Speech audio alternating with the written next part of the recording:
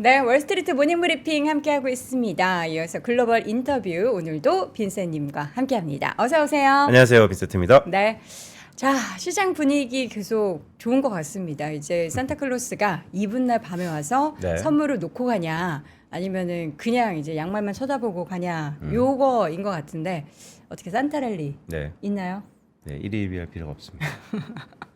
1위입의 대표적인 주자 저 여도훈입니다. 자, 오늘은 1희를 하고 있는 상황인데 오늘 또 하루의 하나를 통해서 여러분께 메시지를 전달드리겠습니다. 보여주시죠. 오늘은 짧고 굵게 산타랠리입니다. 산타랠리 기다 아니다? 저는 뭐 산타랠리가 이미 왔다. 이미 왔다. 산타가 미리 지금 선물 좀 미리 뿌려놓고 있는 거예요? 네, 이미 왔기 때문에 산타랠리 기간 동안 상승이 없다라는 게 아니고요. 네. 그 상승이 연초까지 이어질 가능성이 오. 높다라고 보고 있고, 특히나 뭐 미국장도 그렇지만 국장이 산타랠리가 확대될 거다라고 보고 있습니다. 왜요? 연말 연초는 코스닥이 강하거든요. 그렇죠. 정책적 기대감도 있고요. 또 1월달에 JP모건 컨퍼런스 등등도 있고 그렇죠. 기세가 좋다라는 거. 올해 뭐 오늘 윤재성 의원이 이런저런 얘기 주시겠지만 올해 국장 4,000피거든요. 그렇죠. 외국인 순매도입니다. 네. 외국인이 팔아도 국장이 4,000피다. 뭐 여러 가지 의미하는 것 같습니다. 네, 달러 환율은 1,480원선을 터치했고 네. 모든 것이 오르는 그 상황에서 기세, 즉 수급은 국내로 좀 더 돌아오지 않을까라는 기대감입니다. 사실 우리나라 시장 같은 경우에는 과거 이제 뭐 데이터를 보니까 코스피보다는 코스닥에 있어서의 산타랠리가 한 2배 정도 더 많았더라고요. 근데 뭐 코스피든 코스닥이든 어쨌든 랠리가 있으면 좋은 거니까 그 네. 랠리 가운데서 우리 시청자분들도 소외받지 않도록 계속해서 시장에서 떠나지 않으셨으면 좋겠습니다. 그것도 그렇고 오늘 이분이 나온다니까 네. 그냥 결론적으로 그 주식이 떠오를 것 같습니다. 당연하죠.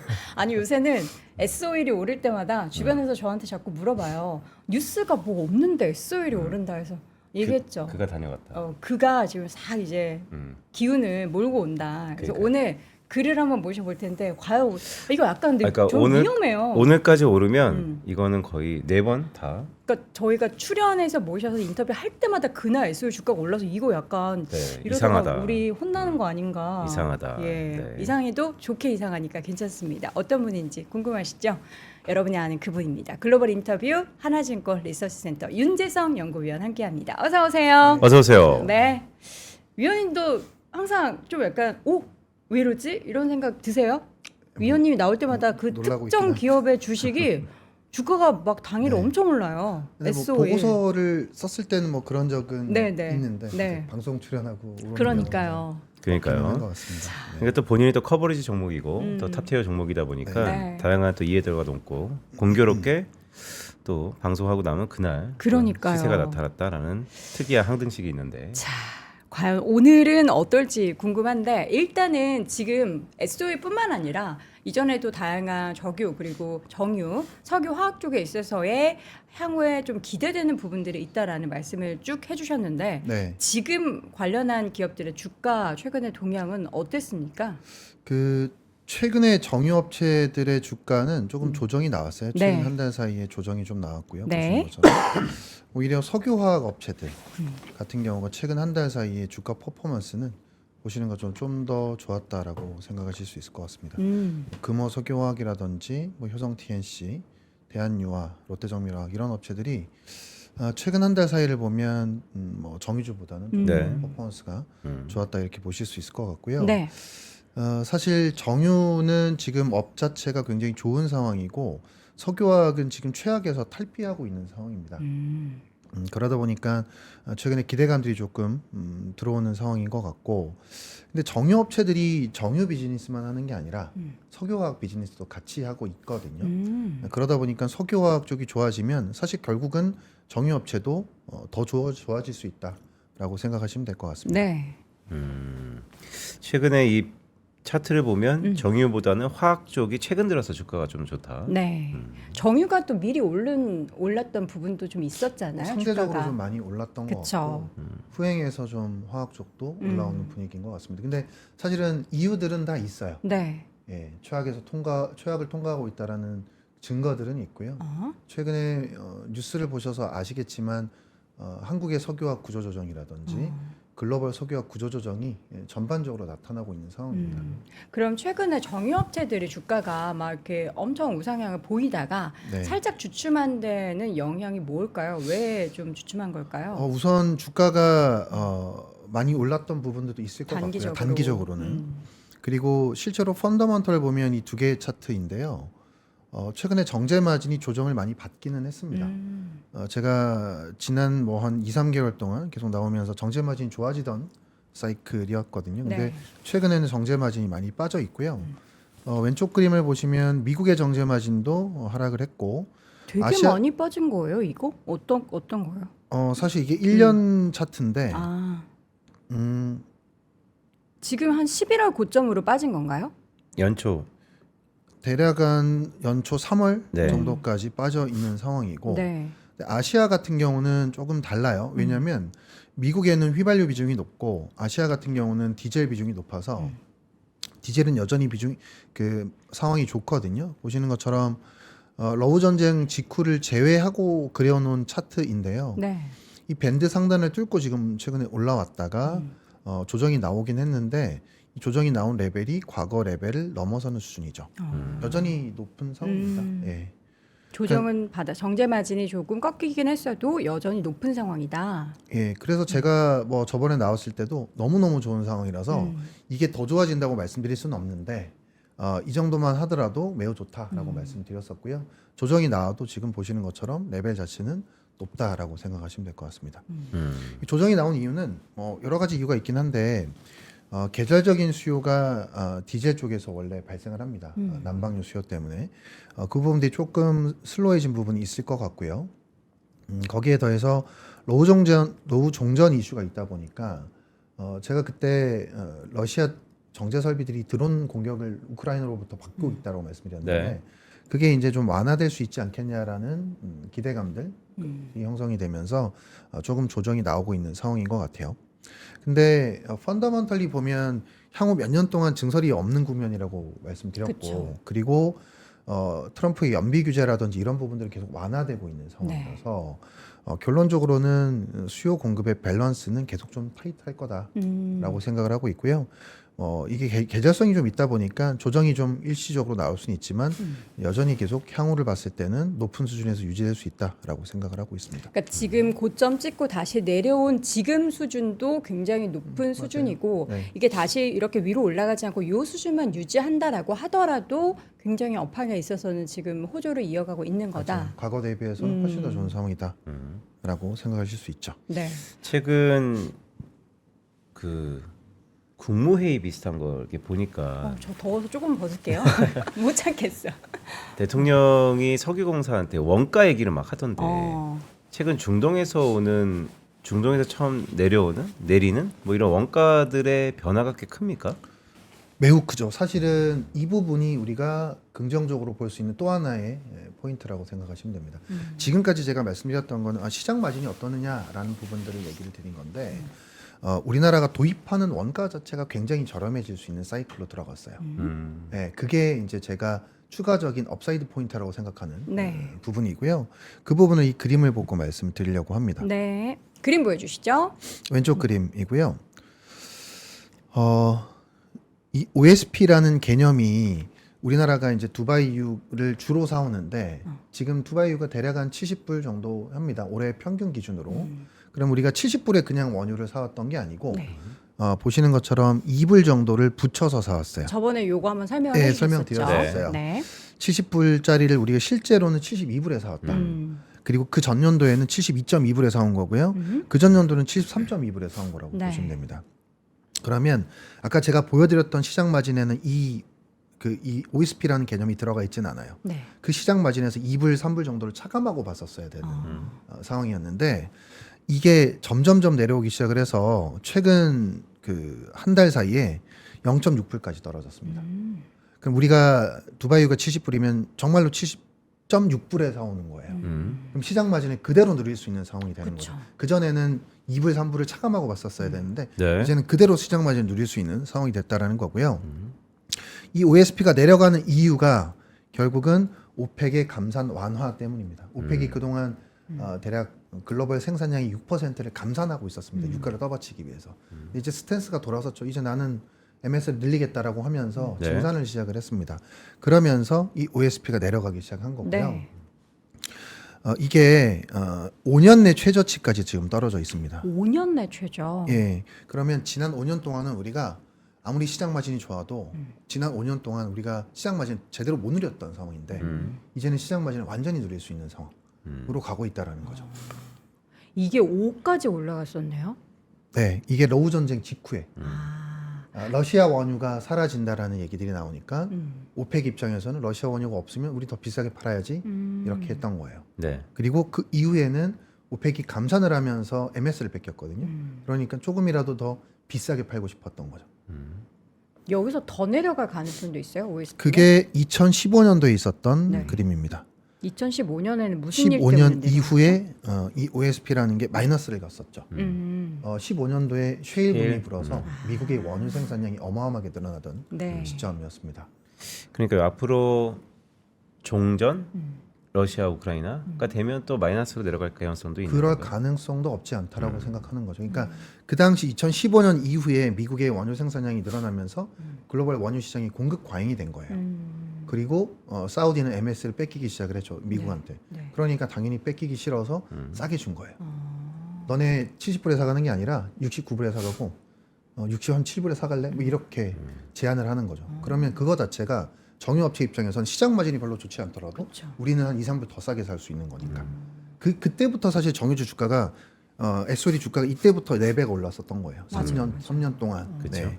그래서 지금도 사실은 원유 시장의 공급 과잉이 심한 상황이고 뭐 40불까지 간다는 얘기도 하시잖아요.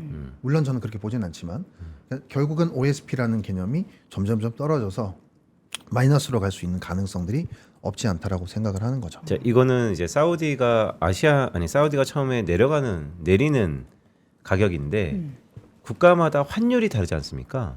최근 달러 환율이 이렇게 원화가 약세일 때 이거를 오롯이 우리가 누리는 거예요? 아니면 오히려 환율 때문에 더 비싸게 사오는 겁니까? 환율 영향이 있기는 한데요. 네. 지금 이게 OSP라는 게 너무 높았었기 때문에 내려오는 게 일단 중요한 것 같고 그리고 우리나라 업체들이 팔 때는 달러 베이스로 매출을 일으키기 그쵸. 때문에 살 때도 네. 그렇죠. 팔 때도. 매출 원가도 달러 베이스, 매출액도 달러 해칭이 베이스인데 되는군요. 매출액이 더 크기 때문에요. 사실은 긍정적인 영향이 더 큽니다. 네. 그러니까 달러로 그 원유를 사도 우리가 달러로 수출을 팔기 할 때 때문에. 파니까 예. 어쨌든 비슷한 예, 해칭이 상황이다. 되는 상황이고 오히려 매출액이 더 크잖아요. 네. 네. 네. 그러다 보니까 더 긍정적인 포인트가 있습니다. 그러니까 최근에 그런 궁금증을 뭐 여러분들 많이 가지셨어요. 아니 이렇게 공급 과잉이 막 있으면은 그 정유 업체 입장에서는 이게 뭔가 우리가 가격을 싸게 공급을 해야 되니까 마진이나 이런 게 안 좋아지는 거 아니야라고 생각할 수 있는데 정유 유가가 내려가도 그리고 공급 과잉이 나타나도 정제 마진이나 이런 걸 지킬 수 있는 것은 이전에도 계속 설명해 주셨듯이 워낙에 타이트한 그런 수급과 계속해서 이어지고 있는 수요. 그게 이제 쉽게 얘기하면 네. 원재료의 수요 공급과 제품의 수요 공급이 달라서 그렇습니다. 그러니까 원재료의 수요 공급은 늘어나도 원유는 공급 과잉인데 네. 석유 제품은 공급 과잉이 아니라 타이트한 아, 거죠. 여긴 타이트하다. 예, 그렇게 보시는 게 맞아요. 제품 시장은 타이트한데 원유 시장이 공급 과잉이다. 네. 그렇게 보시는 게 더할 맞죠. 나위 없이 좋은. 그러게요. 예, 맞아요. 석유 제품 자체가 타이트하니까 이제 구하고자 하는 분들은 돈을 얹어서 얹어서 살 사야 수밖에 되고, 없는 그런 상황입니다. 원유는 구하기가 쉽고 그렇죠. 그런 상황인 거죠. 너무 좋네요. 그래서 네. 벌써 한 3, 4개월 됐나요? 음. 정말 오랜만에 네. 컨빅션 콜 하면서 그렇죠? 한 4개월 됐죠? 벌써? 네, 4, 5개월 된 것 같습니다. 네. 지금 상황 속에서 그러면은 앞으로도 뭐 얼마나 이게 계속 이어지게 될지에 대한 업황 전망은 어떻게 하세요? 그게 이제 원유 시장은 앞으로 이제 러시아도 예를 들어서 복귀를 한다라고 하고 뭐 지금 베네수엘라 제재도 들어가 있는 상황인데 중장기적으로 보면 원유 시장의 공급 과잉은 사실 뭐 지속될 가능성이 높죠. 근데 물론 경기가 좋아지기 시작한다라고 하면 이제 서서히 해소될 수 있겠지만 경기를 그냥 플랫으로 놓고 본다라고 하면 여전히 공급 과잉이 지속될 가능성이 있거든요. 근데 석유 제품 시장은 증설을 해야 되는데 아무도 증설을 안 하니까요. 꽤 오랜 시간 동안 지속될 수 있다라고 보는 거죠. 네. 꽤 오랜 시간이 얼마일까? 일단 꽤 오랜. 26년은 네. 뭐 제목이 트럼프 그런 임기까지는 거잖아요. 가능할 그러니까요. 것 같아요. 왜냐하면 트럼프 임기까지는 내연 기관들이 살아있을 가능성이 어. 높으니까요. 네. 그럼 아직 멀었네요. 트럼프 임기 지금 이제 막 그쵸. 1년 지났는데. 그러니까 이 모든 사이클과 흐름은 그런데 여기서 가장 중요한 건 이 주가가 얼마나 또 반영하고 있는가. 그쵸, 그쵸. 그것이 어떻게 보면 키잖아요. 맞습니다. 그것에 대해서는 어떻게 생각하세요? 지금 OSP를 아까 말씀드렸지만 이 OSP가 급격하게 최근 2달 사이에 떨어졌단 말이에요. 이 부분은 아직 내년도에 실적 추정치에 반영되어 있지 않아요. 컨센서스에 반영되어 있지 않을 겁니다. 왜냐하면 최근 2달 사이에 일어난 일이기 때문에 실적 리비전이 되어 있지 않은 상태고요. 제가 최근 들어서 이제 리비전하면서 반영시키기 시작을 했습니다. 음. 그래서 이 부분들 감안하면 내년도에 대한 추정치가 좀 더 올라갈 여지가 있다라고 생각을 하고 있죠. 네. 네. 지금 그래서 이게 제가 생각하는 첫 번째 음. 정유사를 좀 더 좋게 볼 수 있는 포인트 중에 하나다라고 네. 말씀드리는 거고 네. 또 하나는 이제 화학이에요, 사실은. 그래서 아하. 화학 얘기를 오늘 좀 드리려고 하는 건데 네. 지금 이 보시는 PX라는 제품이 정유사가 생산하는 화학 제품입니다. 네. 지난 2년 동안을 보시면 BEP가 저희가 한 230불, 220불 정도로 생각하거든요. 네. 이 정도 레벨이에요. 그러면 그동안은 적자를 내고 있었던 상황인데 네. 이게 최근 들어서 꽤 많이 좋아졌습니다. 오. 그래서 흑자가 날 수 있는 상황까지 왔어요. 지금 불과- 300 위가 흑자인 건가요? 예, 저 200 선이? 아닙니다. 이게 지금 현재 선을 그려놓은 거고 음. BEP 레벨은 220불 정도 되기 때문에 네, 이 정도 그걸 레벨입니다. 넘고. 네. 이 정도 넘어섰기 때문에 이제는 흑자가 가능한 구간인 거죠. 음. 이것도 사실은 실적 추정치에 반영이 되어 있지 않다라고 저는 생각을 하고 있습니다. 컨센서스에. 네. 왜냐하면 지금까지 계속 안 좋았었고 적자로 다들 추정을 하고 있을 텐데 갑자기 최근 들어서 좋아지기 시작을 했으니까요. 그래서 이 부분도 저희가 긍정적으로 볼 수 있는 포인트다라고 생각을 하고 있는데 왜 좋아졌냐라고 하면 이것 또한 사실은 정유 업황과 관련이 있습니다. PX가 뭐예요, 근데? 폴리에스터 저희 어. 옷의 원재료가 화학 제품. 예, 폴리에스터고요. 어. 폴리에스터의 원재료가 지금 보셨던 나쁘다. PX입니다. 왜 좋아진다는 거죠? 좋아지는 이유는 휘발유랑 관련이 깊습니다. 휘발유 마진을 한번 보시면 이 밴드를 뚫고 지금 올라와 있는 상황이죠. 네. 이 겨울철에는 사실 계절적으로 비수기이기 때문에 휘발유가 이렇게 좋을 리가 없어요. 네. 근데 지금 굉장히 좋은 상황이거든요. 음. 정유사 입장에서는 휘발유를 만드는 게 더 유리하기 때문에 휘발유를 더 만들기 위해서 PX 생산량을 줄일 수가 있습니다. 그 스위칭이 가능해요. 공정상에 있어서 다 연결되어 있기 때문에 휘발유 생산을 더 늘리려면 이 PX를 줄이면 됩니다. 네. 그러면 다 같이 휘발유를 더 만들고 싶어서 PX를 줄일 거잖아요. 네.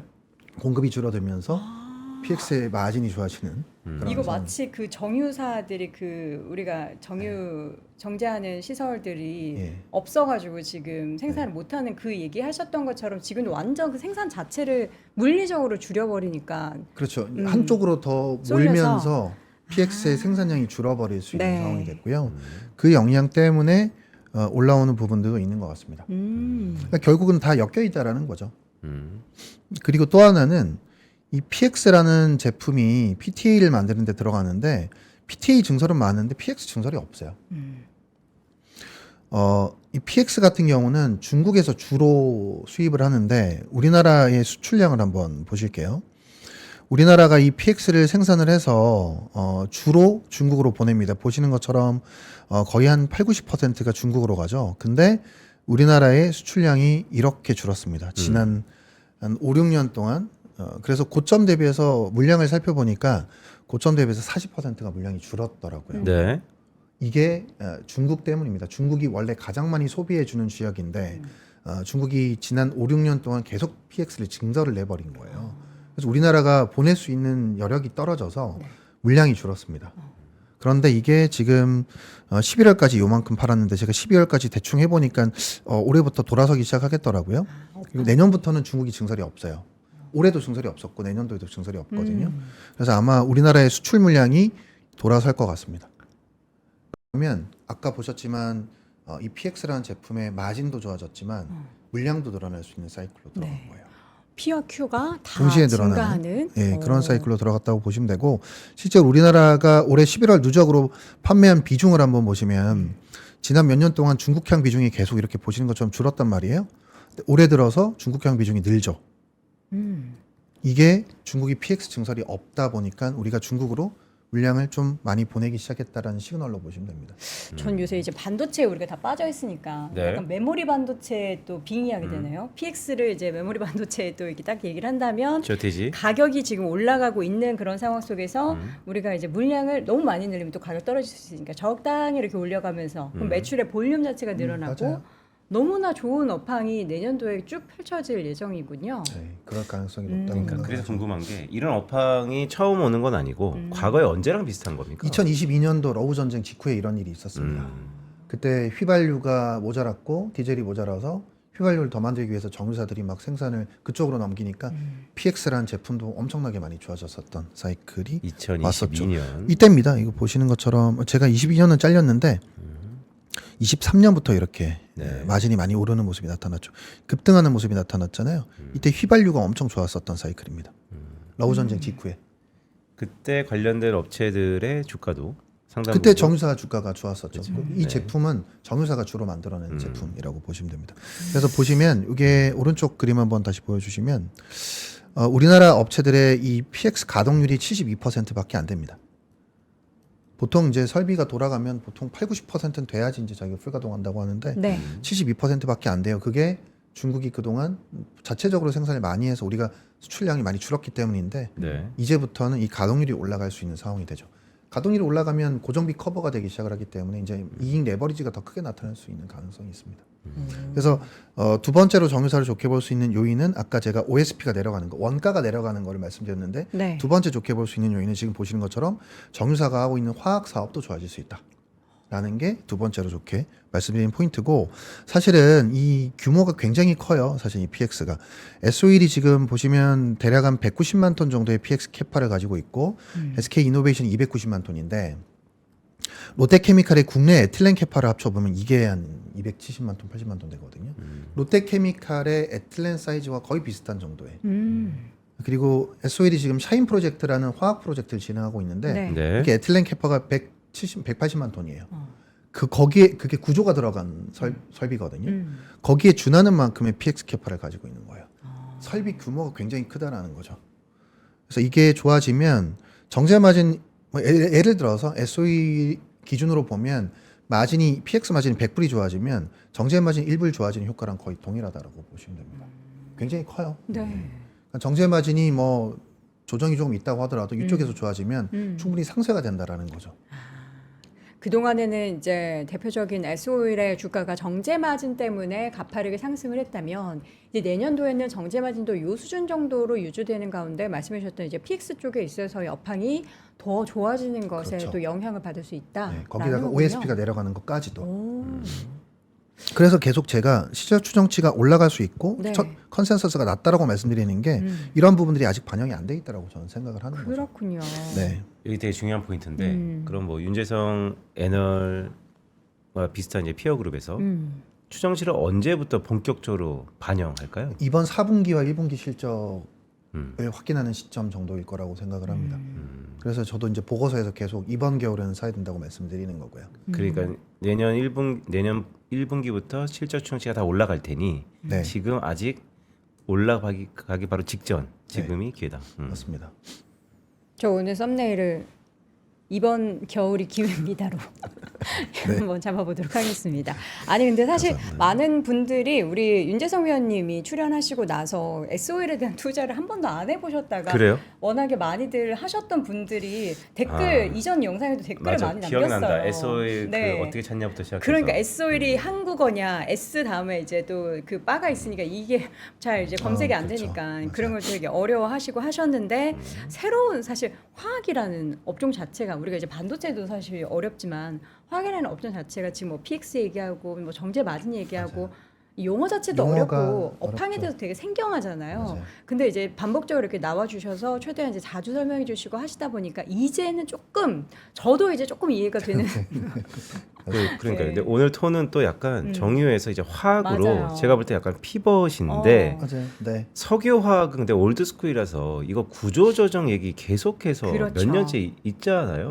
그러니까 실물 경제단에서는 글쎄 약간 이런 표현이 그렇지만 조정되는 아니면 네. 좀 정리되는 네. 그런 사이클인가요?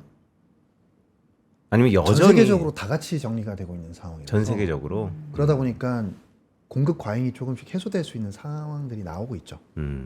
그게 이제 한국에서 일단 중국에서부터 먼저 시작이 됐고요. 네. 한국은 지난주에 이제 각 기업들이 자구안들을 다 제출을 했습니다. 정부에. 그러니까요. 네. 그리고 일본도 지금 아마 향후 몇 년 동안 설비를 줄여나갈 거고 유럽도 아시겠지만 전기료가 너무 비싼 상황이라서 산업 경쟁력이 없잖아요. 네. 그러다 보니까 유럽도 지금 설비 폐쇄를 하고 있는 상황입니다. 그러니까 그러면 구조조정 중인 우리나라의 지금 상황 속에서도 석유업체들에 있어서의 그런 뭐 불확실성보다는 향후에 이제 말씀하셨던 또 열정적으로 말씀하시면 사례 걸리셨네. 이제 무슨 얘기 하려고 했지? 구조조정. 예, 그래서 지금 구조조정에 대한 뭐 리스크나 이런 거는 없나요? 사실 구조조정이 되면 긍정적으로 볼 수 오히려. 있는 기회라고 보시는 그렇죠? 거잖아요. 그러니까 좋다고 볼 수 있는 거죠. 네. 그래서 제가 약간 톤이 누구든 좀 살아보려고 조심스러웠는데 하는 거니까. 그렇죠. 물론 이제 구조조정하면서 이제 뼈를 깎는 고통이 분명히 있긴 하겠지만 결국에 그것을 통해서도 업황에 있어서의 이제 달라진 모습들을 기대할 수 있다라는 건데, 네. 근데 이제 저희가 이제 시간이 별로 없어요. 본격적으로 SOE 말고도 기업들이 되게 네. 많잖아요. 맞아요. 어떤 기업들이 좀 긍정적인 전망을 할 수 있는 기업들이 있을까요? 그 구조조정 관련해서 좀 간단하게 말씀을 네. 드려볼게요. 지금 지난주에 나온 뉴스 플로우를 종합을 해보면 일단 우리나라가 그 석유화학 공장이 세 군데 있습니다. 이렇게 여수, 대산, 울산 이렇게 있고요. 여천 NCC가 가장 최근에 이슈가 많이 됐던 회사예요. 이 회사가 LG화학이랑 해서 롯데케미칼이랑 해서 아마 2, 3 공장을 가동 중단을 할 것 같습니다. 네. 그리고 LG화학 같은 경우도 여수에서 가동 중단을 할 것 같고요. 롯데케미칼은 대산에서 그리고 지금까지 나온 뉴스만 가지고 봤을 때는 SK가 공장을 끌 가능성이 있습니다. 그래서 보시면 이 공장들을 합쳐보면 대략 한 400만 톤 정도가 되고 이게 한국 전체의 34%를 끄는 거고요. 그러면 글로벌에서 2%가 꺼지는 거라고 보시면 됩니다. 네. 일본 같은 경우도 2030년까지 설비를 계속 줄여나갈 거고 네. 그게 일본 전체의 30%, 글로벌의 1% 정도 해당합니다. 그러면 한국과 일본만 합치시더라도 대략 한 2.5%에서 3% 가까운 정도의 물량이 줄어드는 거고요. 중국 같은 경우도 지금 구조조정을 하고 있는 상황인데 대략 한 중국 전체의 12%에 해당하는 설비가 개조를 하거나 중단돼야 될 가능성이 있습니다. 이거 글로벌리 환산해 보면 대략 한 3% 정도에 해당을 하고요. 유럽 같은 경우는 글로벌 캐파의 2% 정도에 해당할 것 같습니다. 네. 이게 2026년, 7년, 8년 대략 한 3년 향후 3년 동안 집중되어 있을 것 같거든요. 그러면 이 규모를 다 합쳐 보면 글로벌 전체 설비의 7에서 8%가 구조 조정될 가능성이 있다라는 거죠. 지금 우리 글로벌 업체들의 가동률 평균이 70% 중반 정도 될 거예요. 70%면 공급 과잉 상황인 거고 거기서 대략 한 7%가 사라진다라고 하면 80%대까지 올라올 수 있잖아요, 가동률이. 그 정도 되면 어느 정도 미드 사이클 정도를 저희가 생각해 볼 수 있는 상황이 될 수가 있습니다. 그러니까 한국 업체만 구조조정하는 게 아니라 네. 전 세계 업체들이 다 구조조정을 하고 있는 상황이기 때문에 업황 자체는 추가적으로 올라올 가능성이 있다라고 네. 생각하시면 될 것 같고요. 그래서 이제는 석유화학 업체들을 긍정적으로 볼 수 있는 상황이 됐다라고 생각을 해요. 왜냐하면 방향성 자체가 지금까지는 계속 적자를 내다가 공장을 일부 끄고 그리고 남아있는 공장이 가동률을 올릴 수 있게 되면 고정비 커버가 되기 때문에 적자 폭이 당연히 줄어들겠죠. 그러니까 지금까지는 적자를 내는 회사였고 네. 이 회사 망할 수도 있는 거 아닌가라는 걱정을 많이 했었고 그게 주가에 반영돼 있었던 상황인데 네. 이제는 이 회사들이 BEP는 할 수 있고 흑자는 할 수 있겠네, 생존할 수 있겠네라는 생각을 하면 영속 기업으로서의 가정을 해볼 수가 있거든요. 그러면 사실 그것만으로 주가는 올릴 수 있습니다. 시클리컬의 특성이에요. 네. 워낙 시클리컬이라는 업체들은 언더슈팅 할 때가 꽤 많고 오버슈팅 할 때가 많기 때문에 지금 언더슈팅 구간인 거예요. 그래서 어느 정도의 회복이 가능한 사이클로 들어간다라는 점 말씀드리고요. 거기에 또 하나 이제 구조조정에 더해서 볼 수 있는 게 이 부분도 제가 예전에 말씀드렸던 건데 미국의 가스 가격이 굉장히 중요합니다. 네. 미국의 가스 가격이 어떻게 되는지가 우리나라 화학 업체들의 경쟁력을 결정할 수 있기 때문이에요. 미국의 가스 가격이 지난 10년 동안 셰일붐 때문에 저렴했었습니다. 그 저렴한 그 가스를 받아서 미국의 화학 업체들은 화학 제품을 만들었었던 거예요. 네. 근데 우리는 되게 비싸게 원유에서 나오는 화학 제품을 만들었었거든요. 경쟁이 안 됐었던 구간이 지난 10년, 15년 동안 이어졌었습니다. 근데 향후에 미국의 가스 가격은 강해질 수밖에 없다라는 점을 그전에도 말씀드렸고요. 이유는 LNG 수출이랑 AI 데이터 센터에 따른 발전 수요 때문입니다. 얼마 전만 해도 미국의 헨리 허브가 5불 갔다 왔어요. 최근에 좀 빠지긴 했지만 네.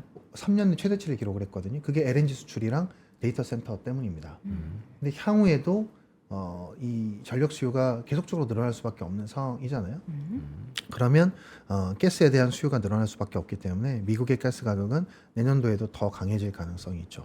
이렇게 되면 원가가 너무 비싸지기 때문에 미국 화학 업체들은 살려고 가격을 올릴 수밖에 없습니다. 미국 화학 업체들이 가격을 올리면 글로벌리 영향을 다 줄 수밖에 없는 상황입니다. 다 같이 가격이 올라. 네, 가격 올릴 수밖에 없습니다. 그러니까 쉽게 얘기하면 지금 이미 이제 그런 징조가 나타나고 있는데 미국의 폴리에틸렌 화학 제품 가격이 800불인데 200불 올리겠다고 지금 지난주에 얘기를 했어요. 그러면 800불인데 200불 올린다고 해서 30% 가까이 올리는 거잖아요. 되게 많이 올리는 거고요. 이 제품은 10%가 오르기가 쉽지가 않은 제품입니다. 30% 올리겠다고 얘기했고 그러면 1000불이 되는 거죠. 네. 1000불이 되면 아시아 가격이 800불입니다. 그러면 아시아에 있는 구매자 입장에서는 아시아 거를 사지 미국 거를 살 이유가 그렇죠. 없어요. 그러면 미국 물량들이 점점점 못 들어오기 시작할 거거든요. 그럼 아시아 업체들이 그 MS를 뺏기 시작을 할 겁니다. 그런 상황이 나올 수 있다는 거죠. 그래서 미국의 가스 가격이 올라가는 거는 아시아에 있는 화학 업체들에게는 굉장히 유리한 기회다. 상황으로 흘러가는 그런 그림이 될 수가 있습니다. 그런데 제 기억이 맞다면 이거를 꼭 시크니커를 알고서 그런 결정을 한지 모르겠지만 트럼프가 상호관세 이후에 전 세계를 돌아다니면서 미국의 가스를 강매시키지 않았어요? 그러니까 어쩔 수 없이 사야 되는 거 아닌가? 맞습니다. 그게 재정 적자 해소를 위해서 그렇게 했던 네네. 거잖아요. 그 업체들이 그러니까 미국이나 이런 미국 이외의 지역들이 이제 LNG를 사게 되면 네. 미국은 LNG 수출을 해야 될 거고 네. 그럼 미국은 자국 내에 있던 가스가 밖으로 나가는 거잖아요. 네. 미국의 가스 가격은 올라가는 거죠. 오히려. 제가 말씀드린 건 미국의 가스 가격이 올라간다는 얘기입니다. 아 근데 미국의 가스 가격이 올라가면 이거는 매크로적으로 완전 인플레이션. 그래서 이제 그 부분도 걱정되는 포인트이긴 하죠. 지금 전기료도 많이 올라 있는 상황인데 가스 가격까지 올라 버리면 당연히 전기료에 또 한 번 영향을 줄 거니까. 그러니까요. 그래서 사실 제가 걱정한 매크로적으로 걱정하는 우려 중에 하나도 혹시나 내년도에 또 인플레 우려가 나올 그러니까요. 수 있지 않을까라는 그런 걱정은 있기는 해요. 네. 근데 이제 그 부분은 일단 아직까지는 뭐 크게 영향을 주는 건 아니니까. 네. 그러니까 현재로서 봤을 때는 아시아 화학 업체들한테 유리한 부분들이 이다. 있다라는 점 말씀드리는 겁니다. 그러니까 이거 파월 의장이 1분기에 인플레이션 피크라고 했는데 약간 또 변화가 있으려나 싶기도 하네요. 자, 그러면 이제 대표 기업들은 어떤 기업들을 봐야 하는 거예요? 네, 그래서 사실 지금 말씀드렸던 게 이제 네. 아시아 화학 업체들이 너무 안 좋았는데 글로벌 구조조정과 함께 그리고 미국의 가스 가격 상승과 함께 이제는 좀 숨통이 트일 가능성이 생겼다라는 거고 여기 가장 대표적으로 해당하는 업체들이 롯데케미칼이나 대한유화 같은 업체들이죠. 가장 순수한 화학 NCC 업체들이거든요. 네. 근데 대한유화는 사실 지금 바닥에서 2배 이상 올라 있는 주가가 상태예요. 이미 네, 이미 2배 이상 올라 있고 이유는 이 회사가 몇 년 동안 적자를 내다가 지금 흑자 전환을 지난 3분기에 보여줬어요. 네. 그러면서 2배 이상 올랐고요. 롯데케미칼도 이제 구조조정을 하게 되면 내년도에는 BEP나 흑자 전환도 가능하지 않을까라고 생각을 합니다. 그래서 롯데케미칼도 이제는 최악의 국면을 탈피했다라고 생각을 하고 있습니다. 근데 이제 이 두 개 종목 같은 경우는 제 의견 자체가 트레이딩을 해야 된다라고 생각을 해요. 바이앤홀드가 아니라 그냥 트레이딩 해야 되는 상황이라고 생각을 하고 있고 그러면 좀 편안하게 볼 수 있는 게 뭔데라고 하면 그게 이제 사실은 SOL이라는 거죠. 샤인 프로젝트가 지금 이제 되는 게 아마 내년 중반 정도에 완공이 될 것 같아요. 이게 대한유화 롯데케미칼과 유사한 구조를 갖고 있는 근데 네. 원가는 훨씬 더 저렴한 이런 설비거든요. 롯데케미칼은 지금 구조조정을 하고 있기 때문에 설비가 줄어든단 말이에요. 근데 SOE 같은 경우는 신규 설비가 있죠. 들어오는 거죠. 그러니까 이거 아직까지 가치 반영이 안 돼 있거든요. 그러니까 만약에 석유화학 업황이 좋아지면 SOE의 샤인 프로젝트에 대한 가치를 반영시켜줘야 되는 거 아닌가라는 생각을 할 수가 있고요. 실제로 이제 어제 SOE 주가가 한 3% 정도 올랐어요. NCC 구조조정 얘기가 나오면서 어제 3% 오른 거예요. NCC 구조조정 하고 나면 샤인 프로젝트는 이제는 수혜볼 수 있는 거 아닌가라는 부분들이 반영이 되기 시작했다라고 저는 생각하고 있습니다. 다들 사실 그 구조조정을 하는데 SOL만 지금 오히려 뭔가 더 확장하고 있는 그런 상황인 거잖아요. 그런 상황입니다. 그래서 다른 업체들은 불만이 많기는 하죠. 왜 SO일은 증설을 하는데 네. 우리는 줄여야 되냐 이런 그러니까요. 불만이 많긴 한데 어쨌든 이 컨설팅의 결과가 원가가 가장 좋은 업체들을 남겨놓는 게 지금 컨설팅의 방향성입니다. 원가가 가장 떨어지는 업체가 스크랩되는 거고요. 없어지는 거고요. 네. 원가가 가장 좋은 업체는 그냥 살아있을 가능성이 높은 상황이 됐습니다. 이게 맞아요? 제가 아는 게 S-오일의 파이프라인이 아람코, 석유, 그렇죠. 그렇죠. 사우디서 그렇죠. 네. 사우디의 지분이 60% 들어가 있어요. 네. 네. 뭔가 좀 S-오일. 그래서 결론적으로 우리나라 NCC 업체들도 이제 최악은 탈피했다라고 봅니다. 네. 그래서 롯데케미칼, 대한유화도 트레이딩 바이는 가능한데 네. 편안하게 들고 가려면 SO일의 샤인 프로젝트를 보고 SO일에 들고 가는 게 낫다라고 말씀을 드리는 거고요. 지금 주가 최근에 목표 주가를 11만 원으로 올리셨더라고요. 그날 또 주가가 한번 지금 팡 튀는 모습 네. 보였는데 이게 주가에 그럼 지금 주가 한 8만 원대 다시 또 그렇습니다. 9만 원대에서 네. 왔다 갔다 하고 있죠.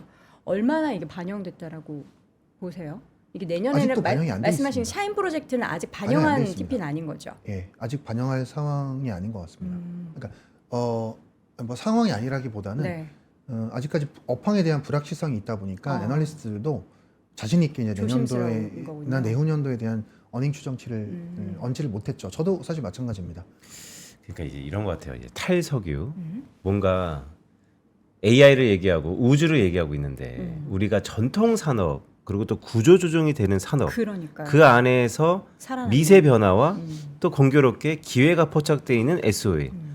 윤재성 애널 계속 나오시면서 말씀을 주셨지만 강하게 그것을 따라한 사람도 있고 바이한 사람도 있고 어떤 사람은 여전히 구조조정하는데 그러니까 구조조정 속에서 이 꽃놀이패를 내가 잘 할 수 있을까에 대한 우려감이 있는 분. 하지만 윤재성 애널이 계속 말씀하시는 건 뭐냐면 이거 계속 반영될 겁니다. 실제 올라갈 겁니다. 그거잖아요. 네.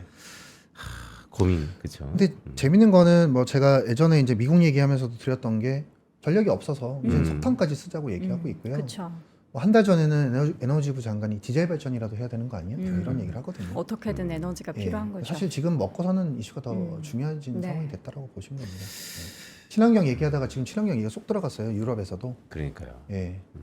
지금 당장에 필요한 것은 네, 우리에게는 맞습니다. 에너지이기 때문에 뭐 어떻게 됐건 간에 살아남는 기업에 대해서 우리가 밸류를 더 줄 수밖에 없는 네. 상황이고 지금 말씀해 주셨던 내년 약 중반 정도가 예상되고 있는 샤인 프로젝트 완공은 네. 아직 반영하지 않은 주가의 목표 주가다. 예, 그럴 가능성, 예, 뭐 그렇다고 저는 그렇게 하고 있고요. 다른 분들도 아마 그러지 않을까? 그럼 그게 라고 내년 생각합니다. 중반이면 뭔가 가시적으로 얘기가 나오고 하는 그러니까 예측해서 보통 TP를 설정을 하시나요? 아니면 계속 그냥 예, 그래서 이제 내년도에 석유화학 업황이 만약에 좋아진다라고 네. 하면 뭐 롯데케미칼이 흑자 전환을 한다라고 하면 그러면 롯데케미칼이 흑자 전환하는데 샤인 프로젝트도 그러면 원가 좋다고 하는데 이제 반영해야 되는 거 아니냐?